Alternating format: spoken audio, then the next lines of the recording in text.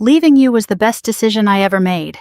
Derek Mercer said it with a smile and a champagne flute in his hand, standing 3 feet from me beneath a white wedding tent in Charlottesville, while my cousin's string quartet drifted through at last, like the universe had a mean sense of timing. There were 120 people under that tent, maybe more if you counted the catering staff moving between tables with silver trays of crab cakes and champagne coupes. My mother was seated 2 chairs to my left. My cousin Celia's church friends were at table 6. Derek's mother was 20 feet away in a blue silk jacket, pretending not to notice her younger son humiliating his ex-wife at a family wedding. I didn't answer him. I just looked at his face and thought for one strange, detached second that he had aged exactly the way bitterness ages a man who mistakes charm for character. The corners of his mouth still knew how to lift on cue. His tie was expensive. His cufflinks caught the amber light strung through the tent. But there was a grayness around his eyes that hadn't been there when I was 42, and foolish enough to think being loved and being safe were close cousins. Then, a little girl in a pale yellow dress barreled across the dance floor, wrapped both arms around my knees, and pressed her cheek to my skirt. "I love you, Mommy." The room went so quiet I could hear the clink of a fork against china at the head table. Behind me, the tent flap opened. Men's dress shoes crossed the wood flooring. I didn't have to turn around to know who had walked in. I knew the cadence of his step by then, the measured pace of a man who had spent half his life entering rooms where people either lied for a living or told the truth because they had no choice left. That was the moment Derek Mercer learned that 5 years is a long time to underestimate a woman you once mistook for manageable. My name is Evelyn Mercer Evie, to the people who have earned it.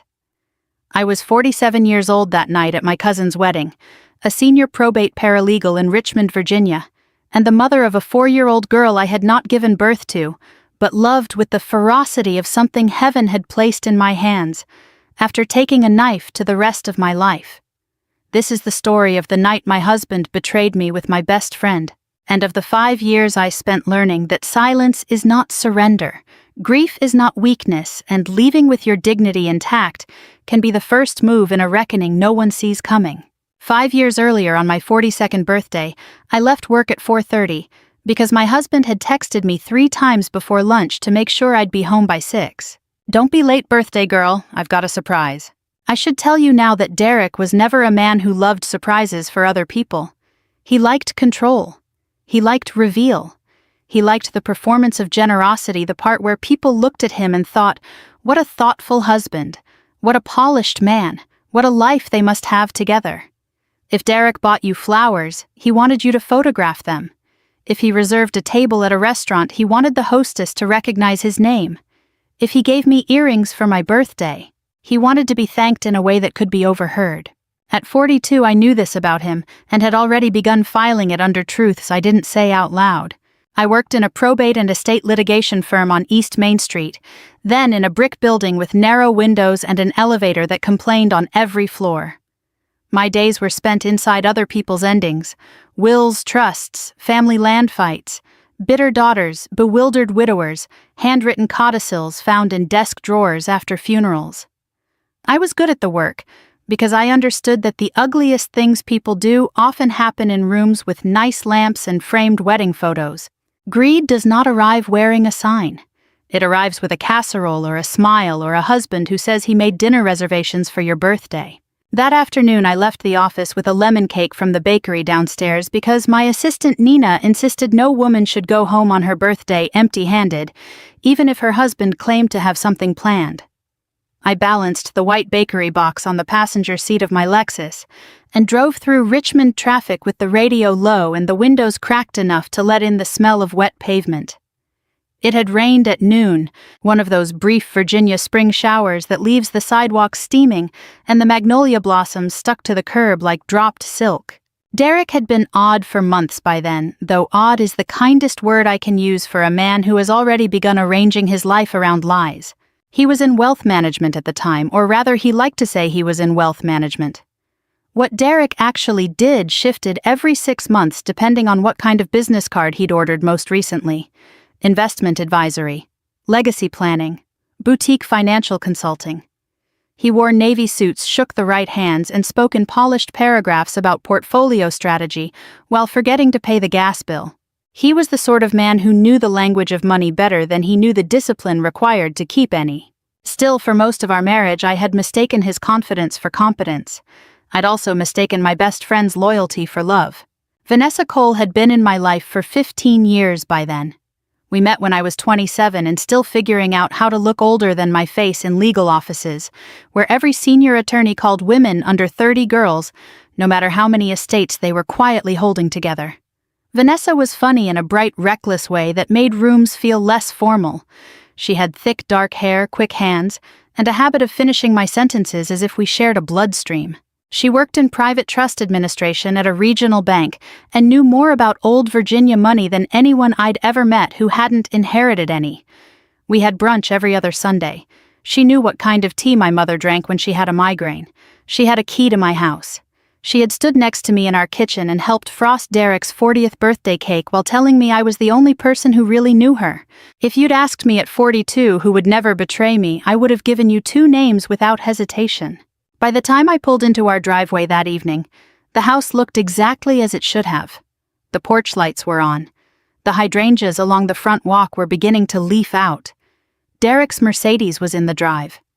Through the kitchen windows, I could see warm light and the faint flicker of candles. For one stupid second, I smiled. I carried the lemon cake in one hand and my laptop bag in the other, nudged the front door shut with my hip and called out Derek. No answer. I set the cake box on the foyer table beside the mail and listened. Music was playing somewhere upstairs, something soft and old-fashioned. Nat King Cole, maybe too low to make out clearly. I smelled seared steak butter and the sweet, expensive perfume Vanessa wore when she wanted to feel invincible. I stood very still. People talk about intuition as if it arrives like thunder. Mine never has. Mine is quieter than that. It's the small internal shift that happens when the room no longer makes sense, and some disciplined part of your mind begins taking inventory before your heart can start lying to you. Vanessa's perfume. At 6 o'clock. In my house. I climbed the stairs without calling out again. I remember noticing absurd things. The second stair still creaked on the left side. The hallway lamp needed a new bulb. Someone had left Derek's loafers kicked halfway under the bench outside our bedroom. The bedroom door was open 3 inches. Light spilled through the gap. I pushed it wider with my fingertips. Vanessa was in my bed wearing my husband's white dress shirt and nothing else. Derek was shirtless, sitting against the headboard with one hand on her thigh, and the expression of a man who had been caught in the middle of something he had already decided to justify. No one screamed, no one lunged, no one threw a lamp. Vanessa's face went white first.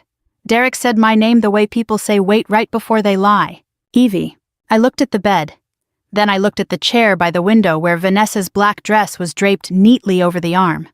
My gold bracelet, the one my mother gave me for my 40th birthday, was looped around the strap of her purse like she'd taken it off absent-mindedly after dinner. Then I saw the laptop. It was open on Derek's side of the bed screen, still awake, a document glowing in the dim room. At first, all I registered was the familiar formatting of trust paperwork, distribution columns, account notes, signatures. Then my eyes caught the header. Helen Mercer Family Trust. Helen Mercer was Derek's mother. And beneath the account summary was a transfer notation that made the air in my lungs go cold. I stepped past the bed before either of them could stop me and lifted the laptop with both hands. Derek moved then, too late. Evie, don't... I held up one hand without looking at him. Don't speak. My voice didn't sound like mine. It sounded flatter, cleaner. Vanessa pulled the sheet to her chest. This isn't what it looks like. I turned to her then, and if I live to be 90, I will never forget the nerve it took for her to say that while sitting naked in my bed with my husband and my bracelet on her purse, and his family's trust account open on his computer. No, I said, it's worse. The room went silent except for the low hum of the bedside lamp. I looked back at the screen. A transfer had been flagged and then manually reversed. There were initials in the note field that weren't Derek's and weren't Helen's. There was a date from 3 weeks earlier. There was a reference to a sub-account I knew Helen had established for charitable distributions after Derek's father died. And there in the lower corner was the watermark of the trust office where Vanessa worked. I didn't need more than 10 seconds to understand the shape of the thing. Not the whole story, not yet. But enough. My husband was sleeping with my best friend. My best friend had access to his mother's trust paperwork. And both of them were sitting in my bedroom with evidence of something financial open between them on my birthday, like they'd gotten careless enough to believe I would never be the woman who walked in before dessert. I closed the laptop. I picked up Vanessa's dress from the chair and dropped it at her feet. "Get dressed," I said. Then I looked at Derek. "By the time I come back for the rest of my things, I want every password to every joint account written down and left on the kitchen counter. If $1 moves tonight, I will know." He stared at me as if he'd never heard me speak before. The truth was, maybe he hadn't. I walked out of the bedroom carrying his laptop, my car keys, and the lemon cake I had brought home for my own birthday. By midnight, I knew my marriage was over.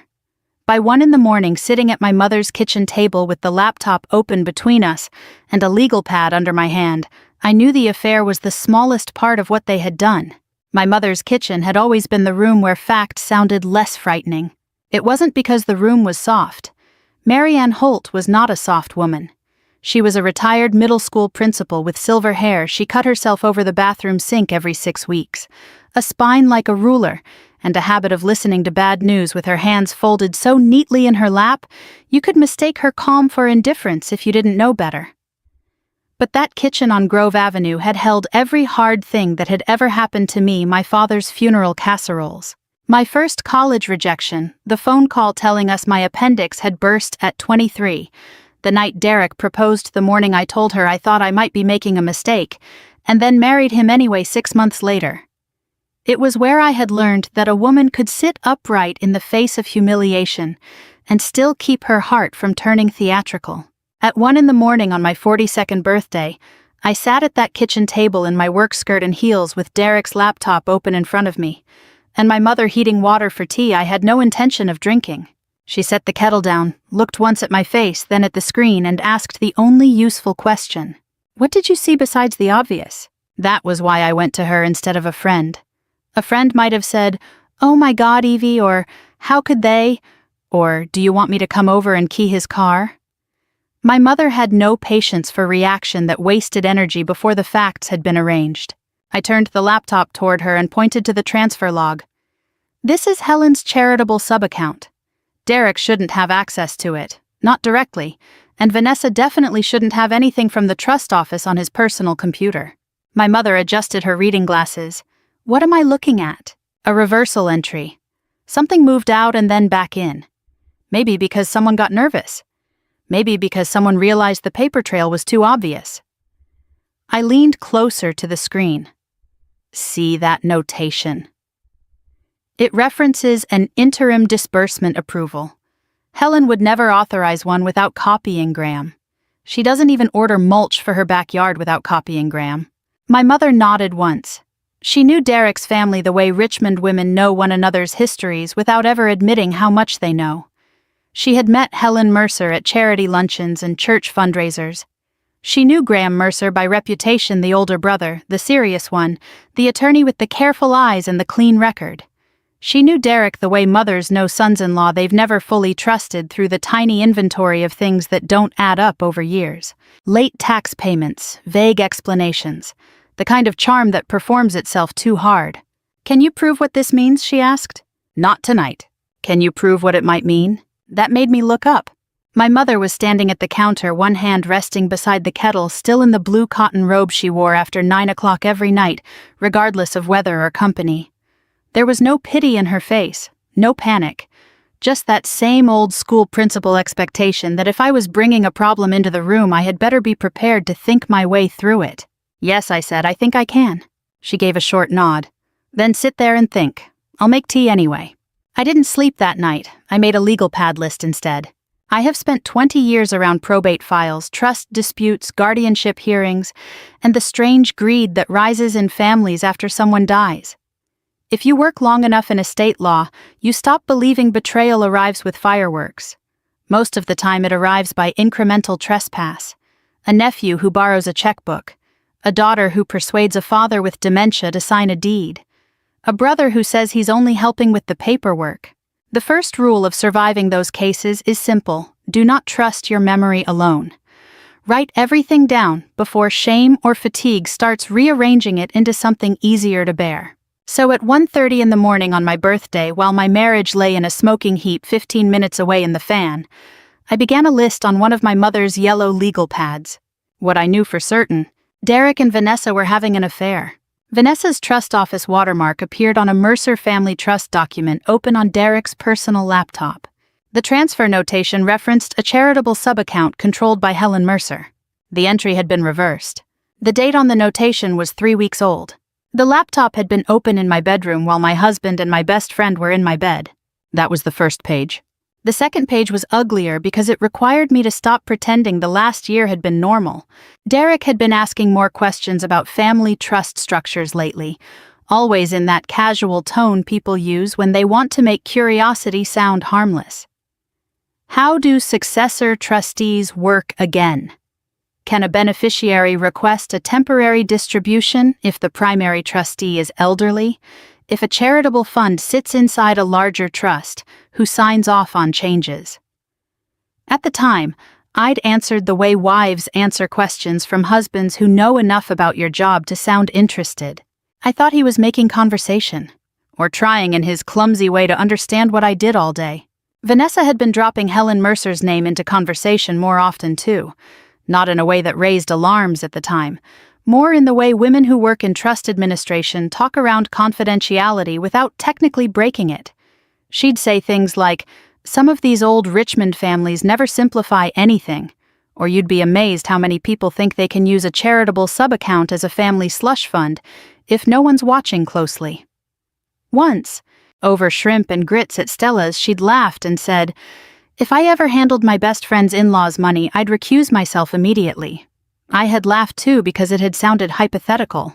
Now, sitting under my mother's kitchen light with my birthday still technically an hour from over, I understood it had not been hypothetical at all.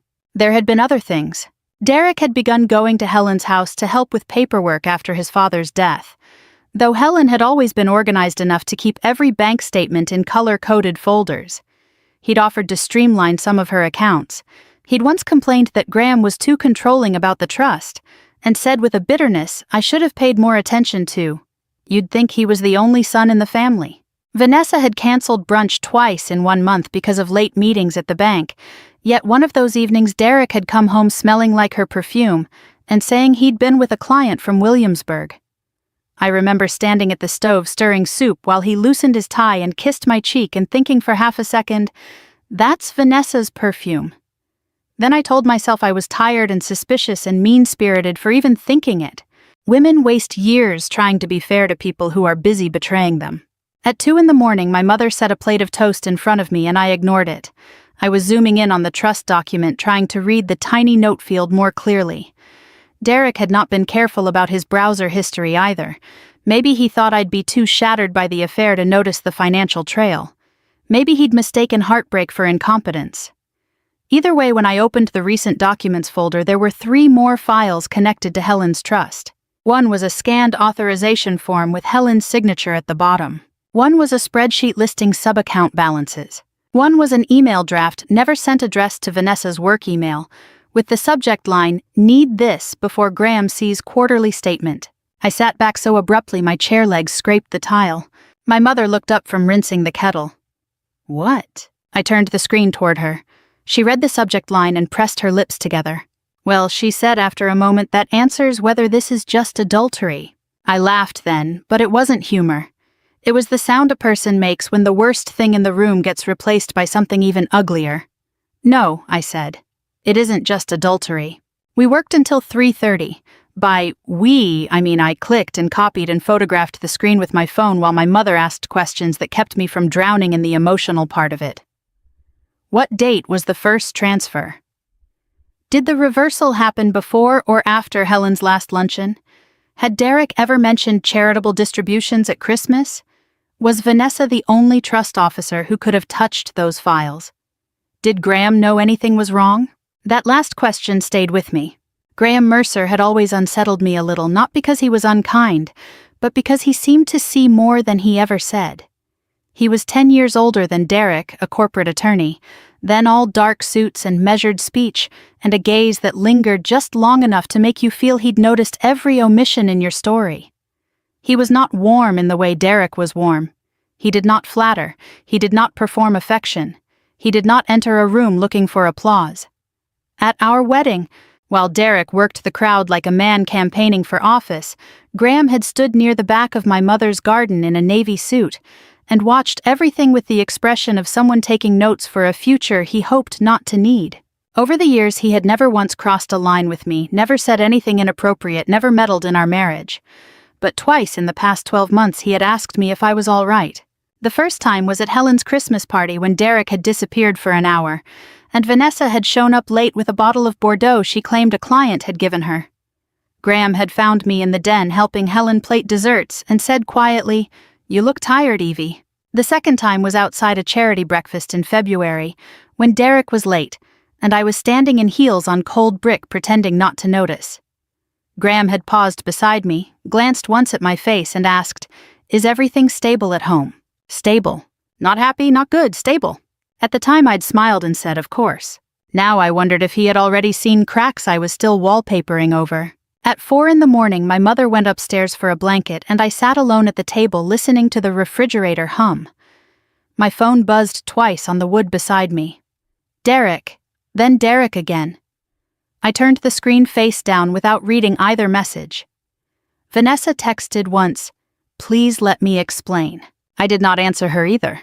Instead, I opened the email draft one more time and studied the date. 3 weeks earlier. The same week Helen had called me after lunch to ask in that apologetic tone older women use when they hate needing help, whether I knew why one of her annual charity disbursements had been delayed. She'd sounded embarrassed, even asking as if money itself were impolite. I had told her it was probably a clerical lag. I had almost offered to take a look, but Derek had walked into the room then, heard her name and asked too casually what she wanted. He'd been in the room for that call. Of course he had. By dawn, I had a banker's box from my mother's attic filled with printouts, handwritten notes, and 3 changes of clothes. I had no plan for the marriage beyond ending it. But the financial piece was beginning to harden into shape, and with shape came discipline. At 6:15, while the sky over Richmond turned the color of dishwater, and my mother stood at the sink rinsing blueberries, I called in sick to work for the first time in 4 years. Then I called a divorce lawyer named Lydia Shaw, whose name had been passed around among women in my field, with the kind of respect usually reserved for surgeons and men who don't miss deadlines. Her receptionist said Lydia could see me at 10 if it was urgent. "It's urgent," I said. After that, I showered in my childhood bathroom using the same lavender soap my mother had kept on the sink since 1998. I put on navy slacks, a cream blouse, and the pearl studs I wore to court filings when I needed to feel composed. Then I sat on the edge of the guest bed with my phone in my hand and stared at Graham Mercer's name in my contacts for a full minute. I did not call him.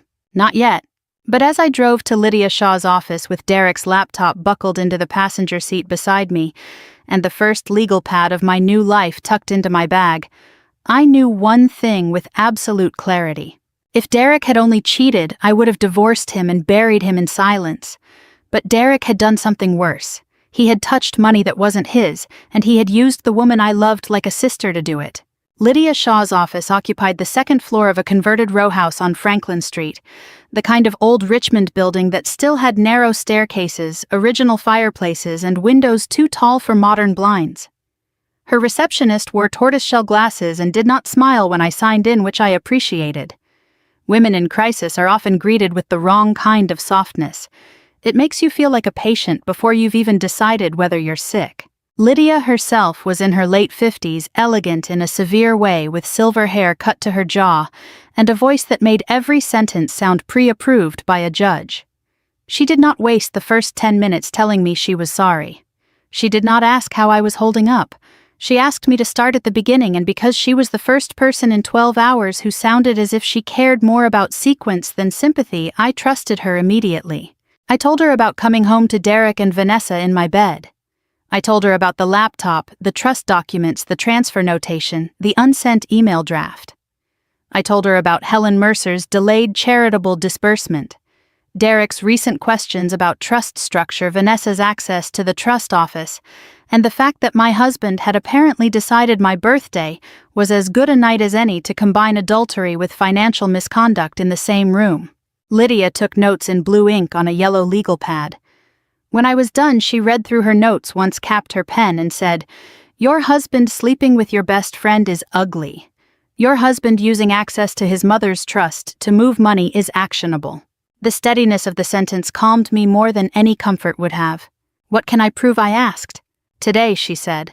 Not enough for criminal charges, and I'm not going to pretend otherwise, but enough to make people very nervous. Enough to protect you. Enough to put his mother's trust administrator on alert before anything else disappears. I had brought the laptop, my phone, and the first legal pad from my mother's kitchen. Lydia spent the next 90 minutes walking me through what mattered most. Not what hurt most, what mattered most. We printed the email draft. We captured the browser history. We copied the trust files to an external drive she handed me from a locked drawer. We made a list of every shared account Derek and I had, every line of credit, every retirement fund, every insurance policy, every password he might change the minute he realized I was not coming home to cry and negotiate. By noon, my marriage had been translated into a set of legal tasks. There was something clarifying about that. Lydia filed for a temporary financial restraining order before lunch. Not a dramatic one. Nothing that would have officers marching into my house. Just enough to keep either of us from draining joint accounts, moving large sums, or playing games with marital assets while the divorce petition was being prepared. She also drafted a letter to the Mercer Family Trust Administrator, requesting an immediate internal review of recent disbursement activity tied to Helen's charitable subaccount. The letter was careful. It accused no one outright. It simply documented that I had reason to believe confidential trust materials had been improperly accessed, and that I was preserving electronic evidence relevant to that concern. Now, Lydia said, folding the signed letter into a file, there's the matter of Graham Mercer. I had known his name would come up. Still hearing it out loud tightened something in my chest. He's not a beneficiary in the primary sense, I said. Helen is alive. It's her trust. He's also the listed successor co-trustee if Helen becomes incapacitated, Lydia said. And if Derek has touched anything in that trust, Graham is eventually going to find out one way or another. I would rather he hear it from a source with evidence than from his brother with a rehearsed story. That was exactly what I would have said to a client. It was also exactly what I did not want to do. Graham Mercer had always made me feel as if he could hear the sentence I wasn't saying. He had none of Derek's easy charm and all of the gravity Derek spent his life trying to counterfeit. He was 10 years older, broad-shouldered, dark-haired then, with a few silver threads at his temples, and so deliberate in the way he moved through the world that even his silences felt articulate. When Derek and I were first married, I used to think Graham seemed older than his age because he never performed youth. He did not flirt with waitresses, brag about golf scores, or call women sweetheart in parking lots. He listened, he watched. He had the unsettling habit of asking one precise question and then waiting long enough for the real answer to surface. He was also Derek's brother, and I was not naive enough to assume blood meant nothing. Lydia read my face correctly. You don't need to trust him emotionally, she said. You need to decide whether he is likely to protect his mother's assets if he's given reason to believe they're in danger.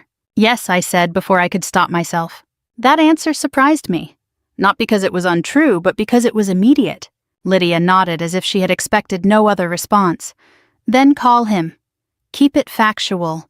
Don't editorialize. Don't discuss the affair unless it becomes necessary. You're not asking him to take your side in a divorce. You're alerting him to a possible trust breach involving his mother. I left her office with a folder under one arm, a list of next steps in my bag, and the strange sensation that I had been pulled onto a road I would now have to walk to the end, whether I wanted to or not. Richmond in late April was bright and damp, all dogwoods and courthouse traffic. Men in suits crossed Franklin carrying coffee. A woman in scrubs sat on a bench outside the federal courthouse talking into her phone with the weary authority of someone managing both a hospital floor and a teenager.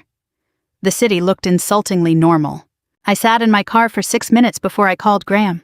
He answered on the third ring, Evie. No, hello, no surprise. Just my name low, and even as if he had already been told there was trouble and was waiting to hear what shape it had taken. Do you have 10 minutes, I asked. There was a pause. Yes. I'm not calling about Derek as my husband, I said. I'm calling about Derek and your mother's trust. Silence. Not confused silence. The kind that means a person has gone perfectly still. Where are you, he asked. In my car outside Lydia Shaw's office. I'm 15 minutes away. Stay there. He did not ask whether I was all right. He did not say what happened. He did not waste either of our time with outrage before facts. That should not have comforted me. It did anyway. Graham arrived in 11 minutes in a charcoal sedan that still smelled faintly new when he opened the passenger door and got in beside me. He had taken off his suit jacket and loosened his tie, but he still looked like the sort of man who could walk into any courtroom in the Commonwealth and make people sit straighter. He glanced once at my face, then at the folder in my lap. "What did he do?" he asked. I handed him the printouts instead of answering. He read in silence. I watched his eyes move across the pages, the transfer notation, the draft email, the account summary. He did not react outwardly until he reached the subject line on the unsent message to Vanessa need this before Graham C's quarterly statement. Then something hard moved through his face and was gone so quickly I might have imagined it if I hadn't spent the last 15 hours studying people for fracture points. "When did you find this?" he asked. "Last night." "Were they together?" "Yes." He nodded once as if filing that under tragic but secondary. "Has Helen been told?" "No, Lydia wants the trust administrator alerted first, so there's a record before Derek can spin anything." "Good." He set the papers back in order with meticulous care. "That's the right move." The relief I felt at those 4 words made me angry with myself. I did not want to need his steadiness. I did not want to sit in a parked car with my husband's brother and feel grateful because one man in the Mercer family still knew how to behave when a woman handed him evidence of betrayal. Graham looked at me then directly, and for the first time since I'd walked into my bedroom the night before, I felt the full weight of another person understanding the scale of what had happened. "I'm sorry," he said. It was not a broad apology. Not the useless kind people offer when they want to be included in your grief. It was exact. He was apologizing for Derek for the trust, for the fact that my best friend had apparently helped his brother turn my marriage into a side room for theft. "Thank you," I said, because there was nothing else to do with a sincere sentence. He folded his hands over the printouts. I have suspected for months that Derek was asking questions he had no legitimate reason to ask. I did not know how much access he'd already gotten. I should have pushed harder. I looked at him. "You knew." "I knew he was circling my mother's money," he said. "I didn't know he'd gotten close enough to touch it." That should have frightened me more than it did. Instead, it made the last year rearrange itself in my mind. Graham's strange questions at Christmas. The breakfast in February when he had asked if things were stable at home. The one time he'd interrupted Derek mid-sentence at a family dinner to ask very quietly why he was so interested in charitable sub-account distribution rules. He had seen something, maybe not everything, but enough. "What happens now?" I asked. "Now," he said, "you let Lydia do exactly what you hired her to do. I'll call the trust administrator myself after your letter is sent, and I'll tell him I want every transaction from the last 12 months reviewed. Helen will hear it from me, not from Derek, and Derek will not be alone with her paperwork again." There was no bravado in the promise, no heat, just certainty. I nodded. Then, because I had not yet learned how to keep humiliation from leaking into practical conversation, I asked the question I hated myself for asking. "Do you think he'll lie to everyone and make me sound unstable?" Graham's eyes shifted to mine. "Yes," he said. The honesty of it landed harder than comfort would have. "And do you think it'll work?" "No." He said it without hesitation. "Why not?" "Because Derek has always mistaken confidence for credibility." Graham looked down at the papers once more, then back at me. "And because you came to a lawyer before you came to a family argument. That tells me everything I need to know." I laughed at that, just once a short broken sound that surprised us both. He didn't smile, but something gentled in his expression. When he got out of the car, he paused with one hand on the doorframe and said, "Evie, yes, I'm not going to ask you to be generous to people who were not generous with your life." Then he shut the door and walked back to his sedan, leaving me alone with a folder of evidence, a pending divorce, and the first unmistakable sense that Derek Mercer had finally overreached in a direction even his family could not ignore. By the end of that week, the trust administrator had frozen discretionary changes to Helen's charitable subaccount pending review. Vanessa had been quietly removed from any Mercer-linked file at the bank. Derek had called me 17 times, sent 6 increasingly aggrieved emails, and left one voicemail in which he accused me of trying to destroy his relationship with his mother over a personal mistake. He still thought the affair was the center of the story. By the time I went back to the house on Sunday afternoon to collect clothes tax returns and the framed photograph of my parents from the foyer table, I understood something he did not. I was leaving quietly, but I was not leaving empty-handed. The divorce was finalized in February, 31 minutes after the judge called our case. That number has stayed with me because of how indecently small it felt.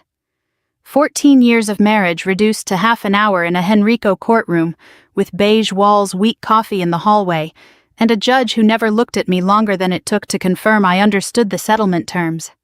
Derek did not contest the divorce in the end. He had fought long enough to make it expensive, embarrassing, and exhausting, but not long enough to expose himself to the kind of financial discovery Lydia kept hinting she was willing to pursue if he got theatrical. He agreed to sell the house. He agreed to split the accounts. He agreed to let me keep my grandmother's ring and the dining table my mother had bought us when we married, because as Lydia dryly observed, men like Derek often part with sentimental things more easily than they part with the illusion that they are still in control.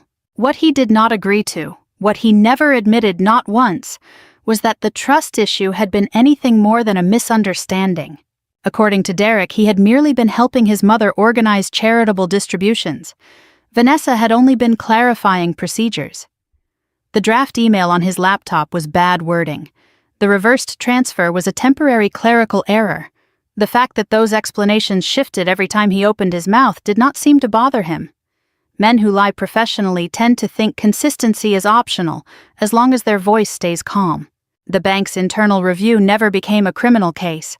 There wasn't enough missing money, Lydia said, and too much of it had been reversed before it settled anywhere irreversible. Vanessa lost her position at the trust office. Derek was quietly removed from any informal involvement with Helen's paperwork. The Mercer family trust was restructured, so Graham had oversight on every discretionary distribution. There were meetings, there were signatures. There were phrases like "out of an abundance of caution." In Virginia, people with money are very good at building elegant language around family disgrace. It should have felt like justice. It didn't. It felt like a first chapter. I moved into a narrow brick townhouse on Floyd Avenue with creaky stairs, a postage stamp patio, and radiators that knocked like old pipes in a New York movie every time the heat came on. It was small enough that silence couldn't hide in it. The bedroom looked out over a row of sycamores. The kitchen had butcher block counters and one window above the sink, where morning light hit the faucet hard enough to make the whole room look cleaner than I felt. I bought 2 new towels, a coffee maker, and a basil plant I nearly killed in 6 weeks because grief and overwatering are close cousins. I went back to work. That was the first thing that saved me. Probate law is not glamorous, but it is excellent medicine for self-pity, because somebody is always having a worse week than you are, and they still need the deed filed before 4. I drafted petitions. I organized exhibits. I sat across from women whose brothers had forged their names, sons who had emptied dying fathers' accounts, daughters who found out too late that caregiving and inheritance are not the same kind of loyalty. I did not tell clients my husband had cheated on me with my best friend while skimming the edges of his mother's trust. But every time a woman sat across from me with that particular stunned look, the one that says, "I knew something was wrong, but I didn't know it was this wrong," I knew exactly how to hand her a legal pad and tell her where to start. For the first year after the divorce, I saw Graham only at family-adjacent obligations, and trust-related follow-up meetings I would have preferred not to attend, but could not avoid. Helen Mercer asked me to lunch twice. I declined both times the first year and accepted the third invitation only because my mother told me avoiding her forever would turn restraint into theater. Helen chose the Jefferson Hotel tea room, as if we were discussing flower arrangements, instead of the fact that her younger son had detonated my marriage and nearly used her charitable fund as kindling. She wore navy wool and pearls. I wore gray. She ordered chicken salad and barely touched it. "I was ashamed to ask you here," she said after the waiter left. "Then why did you—" She folded her napkin once. "Because I need to say something to you that my generation often says too late." I waited. "I wanted very badly to believe Derek was merely weak," she said. "Weakness is easier to forgive than appetite." It was one of the only honest things she ever said to me. I did not forgive her that day. But I respected her for naming the truth without trying to soften it. We finished lunch like two women who had once expected to be family, and were now trying to decide what remained after disappointment stripped away the convenient parts. When she hugged me goodbye in the hotel lobby, she smelled like Chanel and old grief. "Graham says you bought a houseplant," she said quietly. "A basil plant. Is it alive?" "Barely." For the first time in months, I almost smiled. Graham did not intrude on my life after the divorce. That mattered more than any grand gesture could have. He did not call under the pretense of checking on me. He did not arrive with casseroles or flowers, or the dangerous warmth of a man who thinks a wounded woman is easier to impress. He behaved the way decent men behave when they understand that timing can turn kindness into pressure. If we crossed paths at Helen's house or a family meeting, he asked how my mother was, whether work was still impossible in tax season, whether the basil had survived. Once in line at Stella's on a Saturday morning, he bought my coffee because the card reader was down, and I only had my phone. He handed me the cup and said, "You can pay me back by keeping Helen from signing anything my brother puts in front of her." That was Graham Dry, where Derek was glossy useful, where Derek was ornamental. The second year after the divorce, his wife got sick. Claire Mercer had been one of those women who made every room feel more civilized simply by entering it. She illustrated children's books, wore cashmere in winter and linen in summer, and never once asked me a rude question about children, even though by 44 I had heard every variation of, "So was motherhood never in the cards for you?" Claire and Graham had married late by Richmond standards, and had their daughter Lucy after years of trying.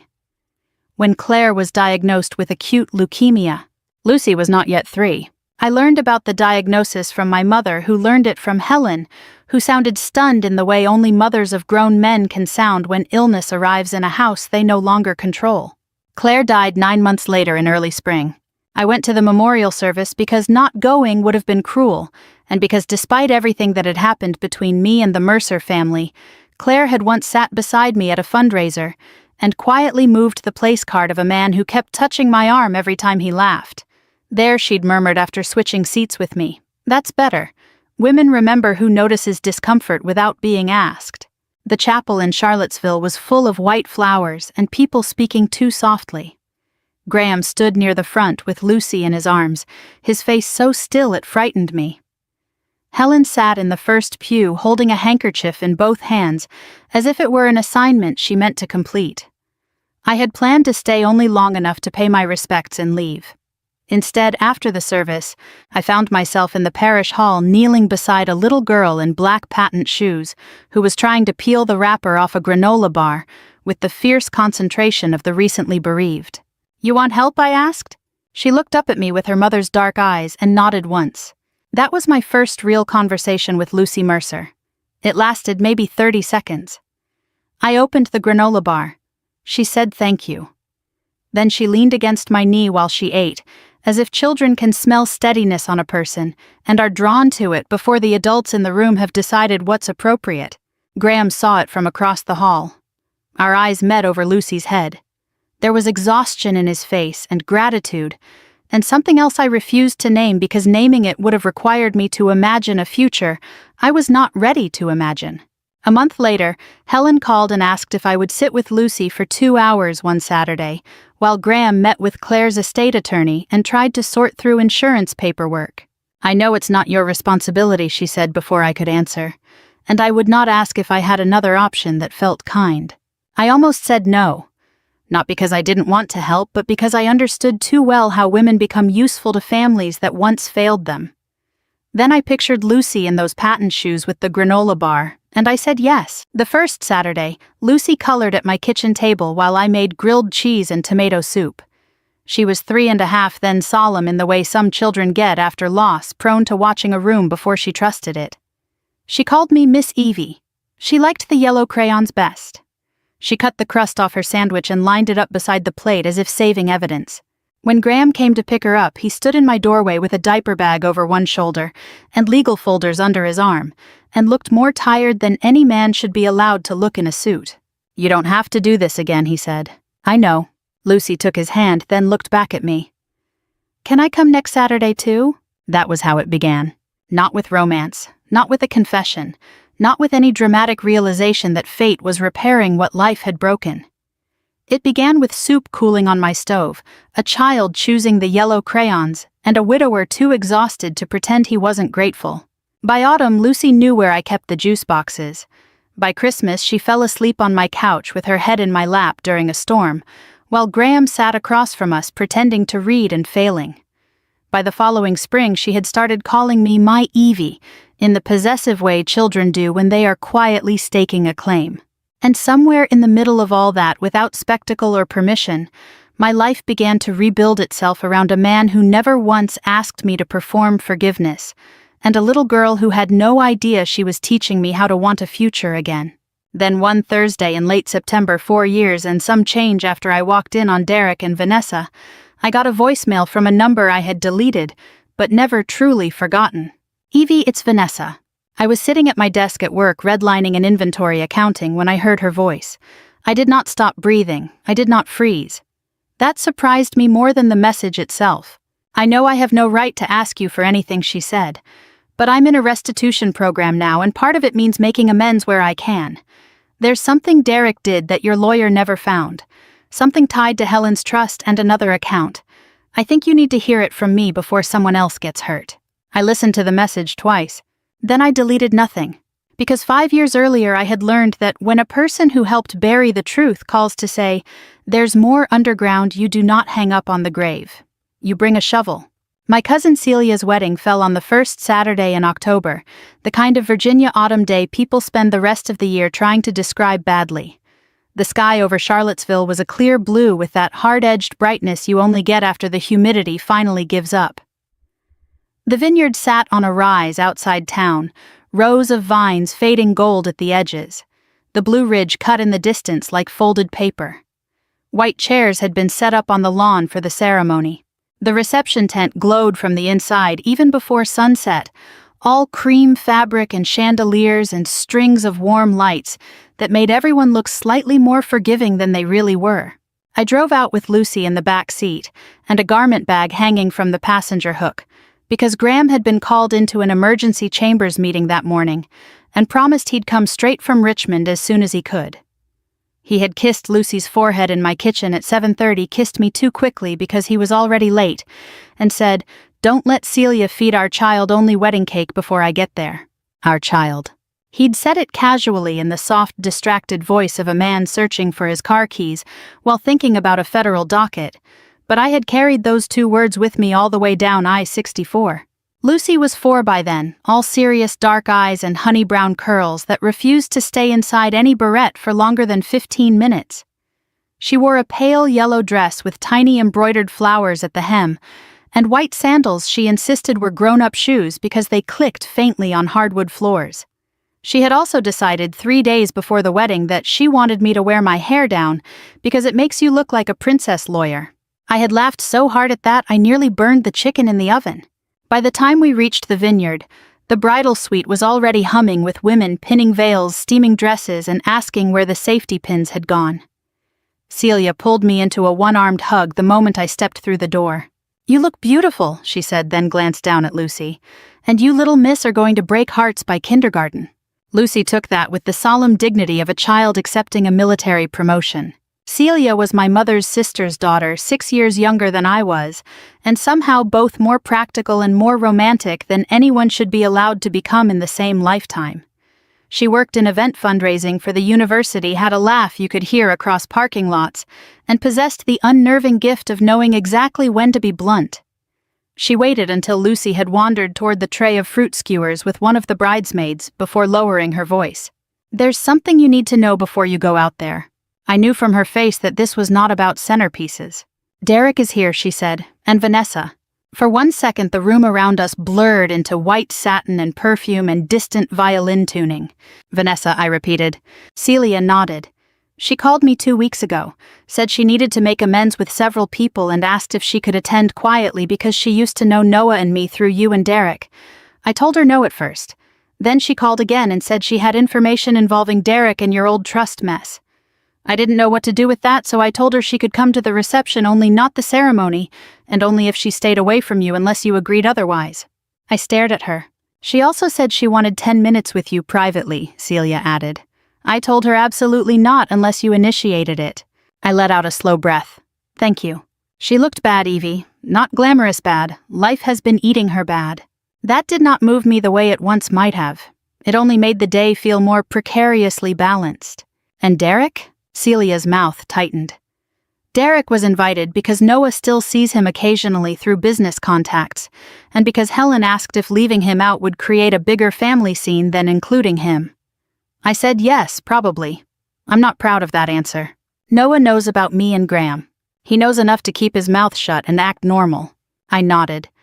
Only a small circle knew the full shape of my life by then. My mother knew. Celia knew. Helen knew. A few close friends knew. Graham and I had been engaged for 3 months, but we had chosen not to make a broad announcement yet, because Lucy was still settling into the language of us. She had begun calling me Mommy in private about 6 weeks earlier after a nightmare, and we had let the name come when it came, rather than turning it into a ceremony. Children do not need adults to make speeches about love before they know where home is. The ceremony itself passed in a blur of vows October wind, and Lucy whispering questions in my ear about whether flower girls got paid. I stood in the second row with her hand in mine, and watched Celia marry a kind man from Lexington, who looked at her as if he had been relieved rather than dazzled to find her. I liked that. Dazzle is temporary. Relief can build a life. Derek did not attend the ceremony. Vanessa didn't either. But by the time the reception began, and people were filtering into the tent with champagne and shawls, and the first trays of hors d'oeuvres, I saw him near the bar. He had chosen a charcoal suit and a tie the color of expensive red wine. His hair was thinner than it had been when we divorced. There were fine lines around his mouth I did not remember putting there. But he still wore himself with the confidence of a man who believed rooms belonged to him, if he entered them smiling. He was with a woman I didn't know, late 30s, maybe glossy dark hair, a hand resting too deliberately on his arm. He saw me at the same moment I saw him, and I watched the old instinct settle over his face like a stage light. He kissed the woman's cheek, said something to her, and started across the tent.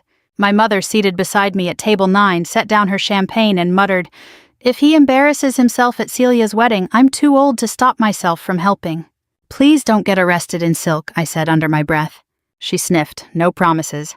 Derek reached our table with the smooth ease of a man approaching a former audience, not a former wife.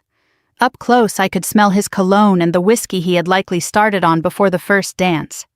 He glanced at my mother, who looked back at him with all the warmth of a tax audit, then fixed his attention on me. "Evie," his smile widened, "you look, well." There was a time that pause before would have cut me. That night it only bored me. "Derek."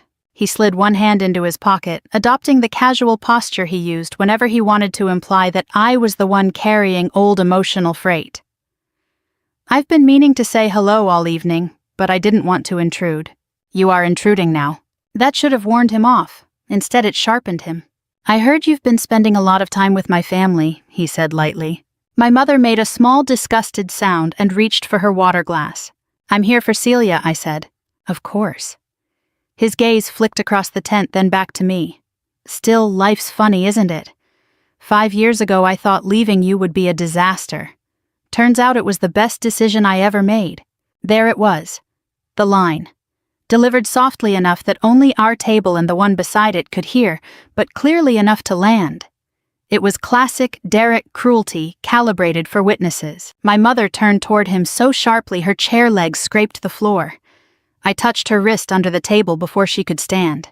I looked at Derek and saw all at once the entire old machinery of him, the need to win rooms, the inability to leave a woman merely wounded when he could try to humiliate her publicly, the childish conviction that if he struck first, he controlled the story.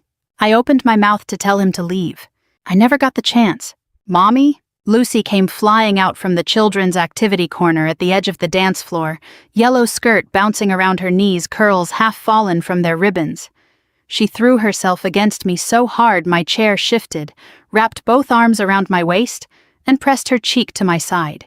"I love you," she announced at full volume, because children do not understand strategic timing, and thank God for that. Miss June gave me 2 cookies and I only ate one because I'm saving the other for Daddy. The silence around us was immediate and absolute. Derek's face changed first. Not much, just enough. His eyes dropped to Lucy, then lifted to me, then back to Lucy again with the kind of dawning horror that only comes when a man's vanity collides with arithmetic he did not expect to do in public. He knew Lucy was too old to be his. He knew I had never had children with him. He also knew the child in front of him had just called me Mommy in a room full of Mercers.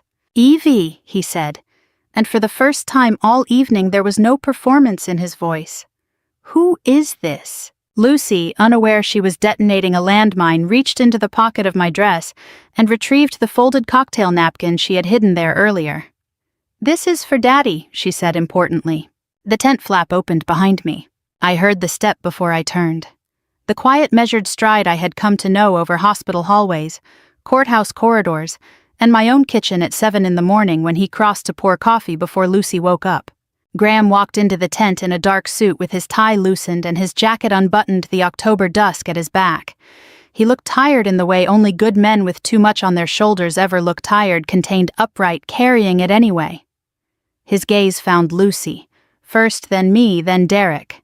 Lucy twisted in my arms and squealed, "Daddy!" Graham crossed the floor bent and scooped her up with the practiced ease of a man who had done it 1,000 times. She planted the cocktail napkin on his shoulder like a medal. He kissed her hair, then looked at me with that small, private softness I had once thought belonged only to fairy tales and widowers who survived them. "You made it through cocktail hour," he said. "Barely," I said.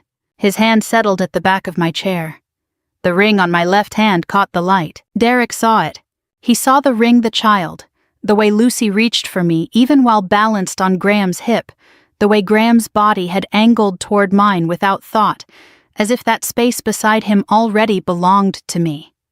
He saw in one merciless instant that the woman he had tried to humiliate at his former in-law's wedding was not alone, not broken, and not standing at the edge of his family anymore. She was inside it. "What the hell is this?" he said. No one answered him, not immediately. And then from the far side of the tent a woman's voice cut through the silence. "No, Derek," Vanessa Cole said. "The better question is what you did." Vanessa stood near the far edge of the tent, in a slate blue dress that had probably been elegant when she bought it, and now hung on her like a compromise. She had lost weight in the sharp, joyless way people do when life has been sanding them down for years. Her hair, once the kind of dark shine women in Richmond salons point to in magazines, was pinned back too tightly. There were shadows under her eyes I recognized not from sympathy but from the mirror of my own worst months, the look of someone who had not been sleeping because conscience and consequences had finally begun sharing a bed. Every head in the tent turned toward her. Derek still had that half-frozen expression of a man trying to decide which disaster to address. First, the fact that his daughterless ex-wife was now standing beside his brother, while a 4-year-old called her Mommy, or the fact that the woman he once helped destroy her life with had just opened her mouth in public. "Vanessa," he said. And there it was again, that instinctive shift into warning, the same tone he used on interns, waiters, and anyone else he thought he could bully with confidence. "This isn't the place." Vanessa laughed once softly. It wasn't a pleasant sound. "No," she said. "It's exactly the place. You've always liked an audience." Lucy's arms tightened around Graham's neck. I touched her back lightly and Graham lowered his voice near her ear. "Why don't you take that cookie to Grandma Helen for me?" he murmured. "Then Miss June can show you the dessert table." Lucy looked from his face to mine, sensing enough tension to know something adult was happening, but not enough to understand it. I kissed her temple and nodded. "Go on, sweetheart." Graham set her down. She trotted toward Helen, clutching the napkin-wrapped cookie, and I watched until she reached my former mother-in-law's table before I let myself turn back. Vanessa stepped farther into the open space between the tables. The band had stopped mid-transition. Somewhere behind the bar, a bottle knocked softly against glass. The bride and groom had frozen near the sweetheart table, Celia's hand still wrapped around Noah's wrist. Nobody moved to stop Vanessa. Nobody, I think, knew how. "I'm not here to ruin Celia's wedding," Vanessa said, though her voice trembled enough to betray how much effort it cost her to keep speaking. I'm here because 5 years ago I helped ruin someone else's life, and then I spent those same 5 years helping Derek pretend he was just unlucky instead of dishonest. Derek took one step toward her. Graham moved without looking dramatic about it, just enough to place himself half a pace forward, a quiet line in the floor between his brother and everyone else. He didn't raise his voice. He didn't need to. "Stay where you are," he said. Derek stopped. It struck me then that I had never seen the two of them side by side after all these years without understanding with perfect clarity why one man built trust and the other only borrowed it. Derek had always mistaken force for authority. Graham had the kind that didn't require volume. Vanessa looked at me once before continuing. I could not read her expression. Regret, yes. Shame, certainly. But there was something else too, relief maybe at finally choosing the pain she could survive over the lie she no longer could. The affair was real, she said, and several people flinched at hearing it stated so plainly. It lasted almost 2 years.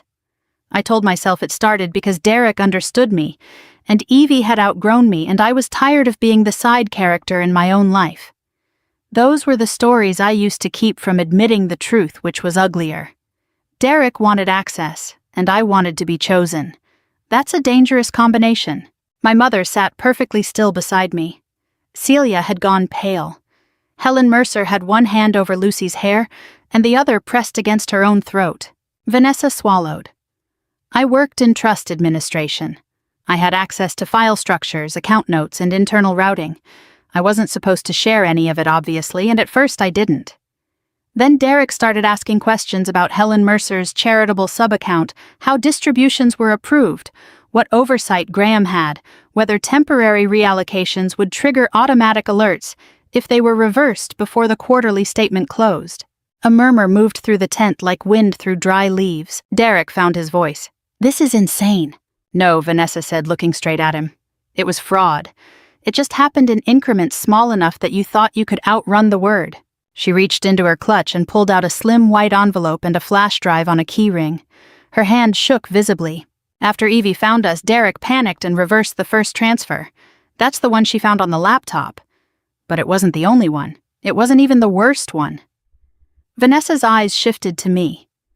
There was another account linked through a donor-advised fund Helen's husband set up years ago.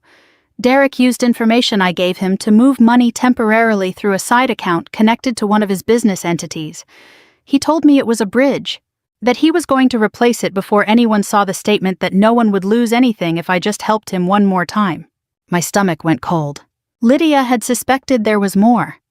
I had suspected there was more. But suspicion and hearing the shape of it out loud are different things. Out loud it acquired weight. Out loud it became a room full of witnesses. "How much?" Graham asked. Vanessa looked at him. Enough that if the market had dipped at the wrong time or one payment had been delayed, Helen would have noticed. Enough that if Derek hadn't gotten lucky twice, it would have become criminal 5 years ago. "Lucky," Derek snapped. "You were the one with access." Vanessa gave him a look so stripped of affection it almost made him step back. "And there it is," she said quietly. "That's what he always did. He found the hunger in people and fed it just enough to make them useful.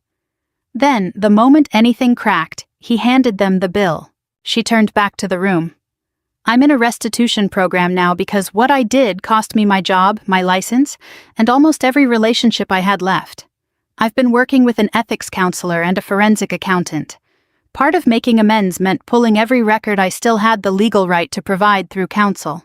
This," she lifted the envelope, "contains copies of emails, internal note logs, and transaction records from the second account Derek used.